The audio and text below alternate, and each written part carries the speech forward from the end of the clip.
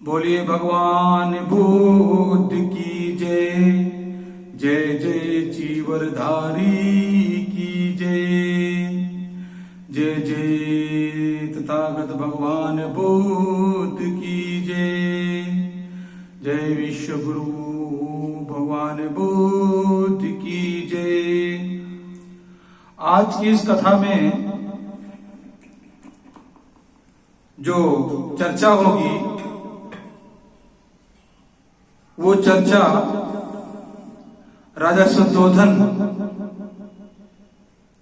के द्वारा हल उत्सव मनाने की चर्चा होगी। इस कथा में राजा शुद्धोधन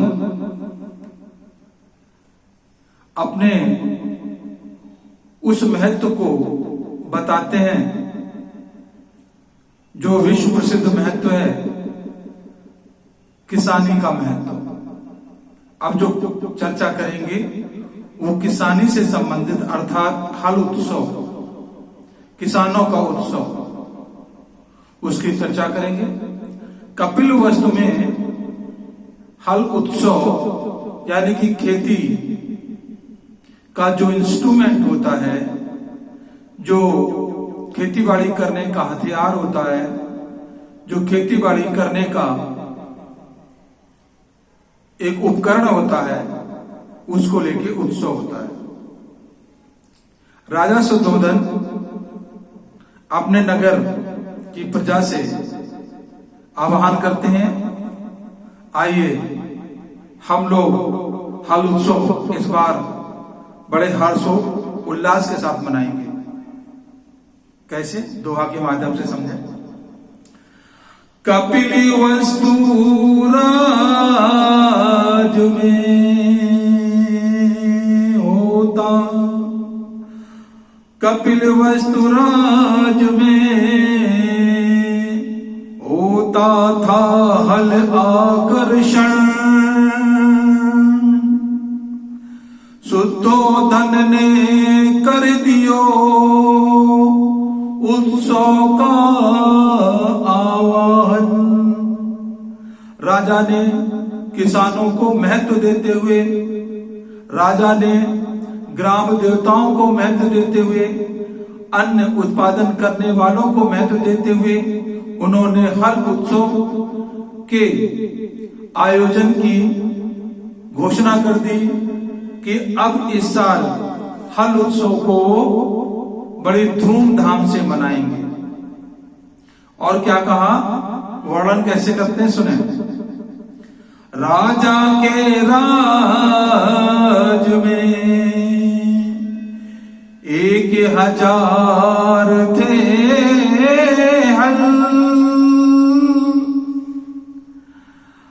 घर से लोग निकल पड़े बना के अपने दल। घर से लोग निकल पड़े बना के अपने दल। जब राजा शुद्धोधन ने अपनी कृषक जनता को हल उत्सव मनाने के लिए आह्वान किया तो उनके आह्वान पर सारे राजधानी के, उनके राज्य के किसान लोग तैयार हो गए अपने अपने खेतों पर चलने के लिए। और उल्लेख कैसे है सुने। राज की हल थे संख्या में 1008, स्वर्ण जड़ित चाबुक थे पर था न कोई काट। इस दोहा से ये आशय है कि राजा शुद्धोधन का जो राज्य था वो संपन्न था, गरीब नहीं था, मेहनत कश लोगों का राज्य था, राज्य संपन्न था। और जो हल थे उनके राजकीय हल यानी कि उनके महल में जो हल थे वो संख्या में 1008 थे। और सारे के सारे जो हल थे वो सोने चांदी से जड़े हुए थे, काठ नहीं लगा हुआ था, न चाबुक में काठ लगा हुआ था। जो बैलों की जोड़ी पर जो उनको चलाने के लिए, उनको मार्गदर्शन करने के लिए, उनको आगे चलाने के लिए यूज करते हैं, प्रयोग करते हैं, उसको चाबुक कहते हैं। और हल धातुओं के बने हुए थे, सोने चांदी इत्यादि के धातुओं से बने हुए थे। तो यहाँ ये आशय है कि राजा शुद्धोधन का जो राज था, धनवान राज था, लोग मेहनत करते थे और अपने मेहनत के बल पर उनके राज्य में उनकी समृद्धि का जो संकेत है वो 1008 हलों से संकेत मिलता है कि वो संपन्न थे, क्योंकि सोने चांदी से जड़े हुए थे। सोने चांदी के हल बने, शुद्धोधन रहे बताए, महलन से निकाल के खेतन में दिए पहुंचाए। राजा शुद्धोधन ने हल उत्सव के उपलक्ष्य में नगर के किसानों को, अपने राज्य के किसानों को आह्वान किया और उनको राज्य की हल जो 1008 थे उनके लिए आदेश दिया कि ये जो हल सोने चांदी से जड़ित हैं, इनको चलिए खेतों में ले चलिए, हम वहां जुताई करेंगे और उत्सव मनाएंगे। तो यहाँ ये हमें एक लेसन मिलता है, एक पाठ मिलता है, ज्ञान मिलता है कि राजा शुद्धोधन खेती किसानी पर अपना ध्यान केंद्रित करते थे, राज्य के किसानों को बहुत महत्व दिया करते थे, राज्य के किसानों को सम्मान दिया करते थे। आज की सरकार की तरह नहीं है कि किसानों को डिसफेवर में काम करते, किसानों के लिए कोई खास योजनाएं नहीं लाते हैं। किसान जब धरना प्रदर्शन करते हैं तो उल्टा उनके लिए षड्यंत्र करते हैं। ऐसे राजा शुद्धोधन नहीं थे। राजा शुद्धोधन जनप्रिय थे, लोकप्रिय थे, किसान प्रिय थे। तो यहाँ पर राजा शुद्धोधन विशेष किसानों को, अन्न उत्पादकों को, ग्राम देवताओं को सम्मान देते हैं और उन्होंने अपने राज्य में 1008 जो कि सोने चांदी से जड़ित थे उनको भी खेतों में ले जाने का आदेश दिया। तो देखिए कितने उदार मन के राजा शुद्धोधन थे। शाक्त गणराज्य के राजा शुद्धोधन थे, बड़े उदार मन के थे और उन्होंने भी अपने घर से यानी कि महल से निकलने का उन्होंने अपने महल से निकलने के लिए उन्होंने अपने बच्चे से यानी कि गौतम से कहा कि बेटा चलो इस प्रजा के साथ में तुम भी हर उत्सव मनाओ, और अपने बेटे को भी वो लेके चलते हैं जो कि सिद्धार्थ है, जो भी गौतम है। दोहा के माध्यम से समझते हैं। सोने का हल उतार कर बड़े प्यार से जमीन पर रखा। राजा शुद्धोधन भी एक हल लेके जाते हैं। ये नहीं कि राजा है तो राजा प्रजा के साथ नहीं जाएंगे, घोड़े हाथी पर जाएंगे, नहीं, राजा भी एक हल लेके जाते हैं। दुआ के माध्यम से सुने। सोने का हल उतार कर बड़े प्यार से जमीन पर रखा, शीश नमाई के राजा ने हल को प्रणाम किया। महल से राजा शुद्धोधन हल को लेके आते हैं। उनका हल भी सोने से जड़ा हुआ था और वहां सभी किसानों के बीच में जाकर के वह हल जो कि खेती का एक उपकरण होता है उसको बड़े प्रेम से, श्रद्धा भाव से जमीन पर उतारते हैं और उसको प्रणाम करते हैं। वो इतना महत्व देते हैं किसान के इस उपकरण को। और पास में ही जामुन का पेड़ था। जामुन पेड़ के नीचे राजा ने लगवा दिया कनात, शैया रखवा कर बैठा दिए गौतम लाल। जहां पर राजा शुद्धोधन अपने हल को उतारते हैं, वहीं नजदीक एक जामुन का पेड़ था। उस जामुन के पेड़ के नीचे राजा शुद्धोधन ने एक कनात लगवा दिया, टेंट लगवा दिया, और उस टेंट में सैया यानी खटिया डलवा दी और अपने प्रिय बेटे से कहा, बेटा तुम इस पर बैठो और यहां से हल उत्सव को देखो। तुम अभी छोटे हो, तुम इधर हल नहीं चला पाओगे, तुम यहाँ पर हल उत्सव को दूर से देखना। अब देखिए हल उत्सव में क्या होता है कि उस समय बैल हुआ करते थे, ऑक्सन, उनके कंधे पर जुआरा रखा होता था और हल रख दिया जाता था, बैल खींचा करते थे, पीछे से किसान लोग चलते थे। तो एक तरह से हर्रिया लाइन, कतार, पंक्ति बना के वो लोग एक के पीछे एक चलते थे। इससे जमीन की गुड़ाई होती थी और उन्होंने अपने हिसाब से, क्षेत्र के हिसाब से गीत गाए, जय जयकार की, हर्षोल्लास किया। इस तरह से वो अपने त्योहार को मना रहे हैं। और जो खान पान लाए थे और उन्होंने बीच में रुक रुक करके खान पान भी लिया है। गौतम को समझा बेटा, गौतम को समझाया बेटा, उत्सव कालो भरपूर आनंद। फिर खेतन को चल दिए, हर्षित हो राजा शुद्धोधन।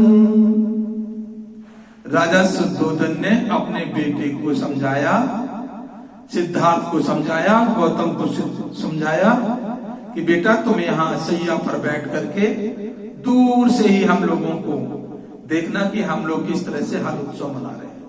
अब देखिए यहाँ पर बड़प्पन देखिए राजा शुद्धोधन का।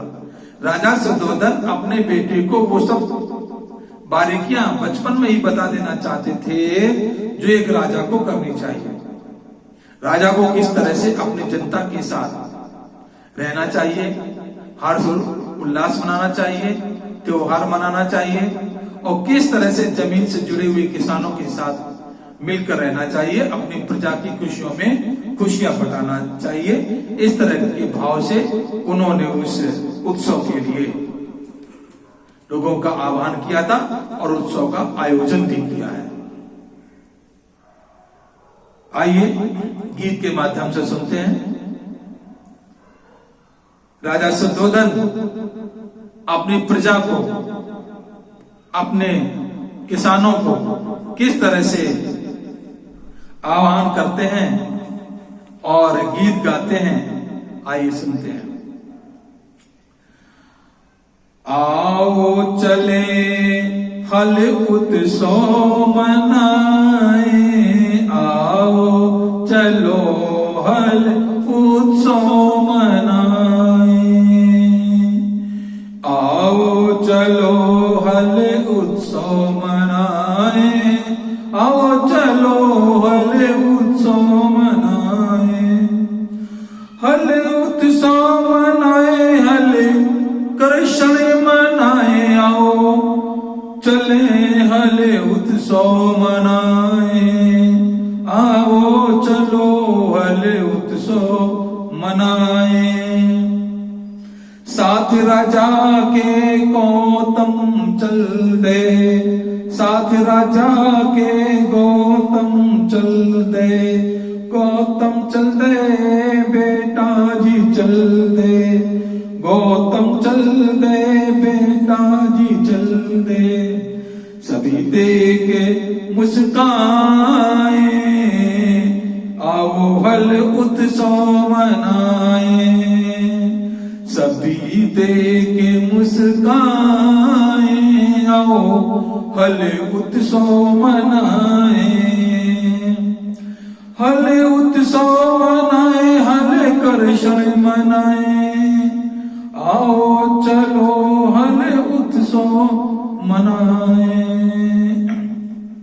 सुन जड़ित राजा को हल है, सुन जड़ित राजा को हल है, साथ में सोने का चाबुक भी है, साथ में सोने का चाबुक है। हाथ पकड़ लहराए आओ चले हले उत्सव मनाए, हाथ पकड़ लहराए आओ हले उत्सव मनाए। हले उत्सव मनाए, हले कृष्ण मनाए, आओ चलो हले उत्सव मनाए। राजा ने हल जो ही जोड़ा, राजा ने हल जो ही जोड़ा, प्रजा ने बैलन को है खोला, किसानों ने बैलन को खोला। खेत में धूम मचाए आओ हले उत्सव मनाए, खेत में धूम मचाए आओ हले उत्सव मनाए। हले उत्सव मनाए, हले कृष्ण मनाए, आओ चले हले उत्सव मनाए। फिर राजा ने खेत जोता, फिर राजा ने खेत जोता, बैलों ने भी किया भरोसा, बैलों ने भी दिया भरोसा।